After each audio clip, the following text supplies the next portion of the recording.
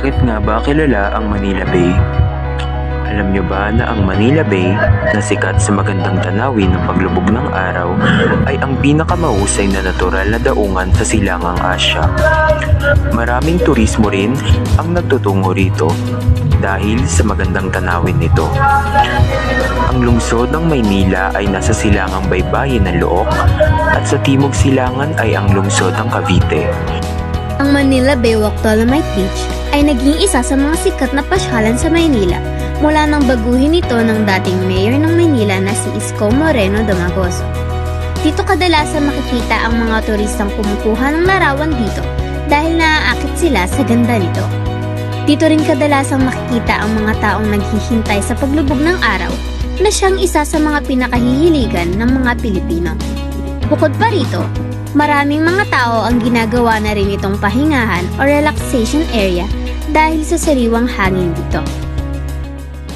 Ang Manila Baywalk Dolomite Beach o kilala sa katawagang Dolomite Beach ay isang artificial na beach sa Manila. Nililikha ito sa pamamagitan ng proseso ng beach nourishment. Ito ay bahagi ng pangkalahatang pinagsama-samang coastal zone management na naglalayon sa coastal defense ng Manila Bay Rehabilitation Project.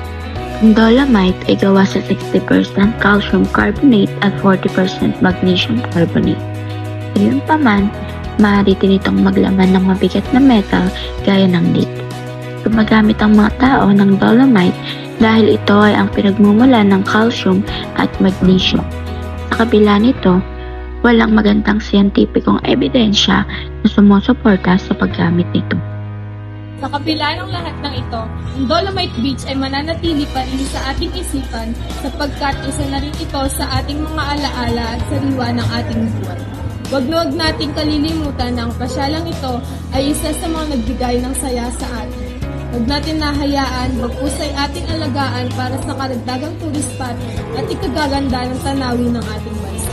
Patuloy natin itong mahalin, pahalagahan at ingatan kahit saan man.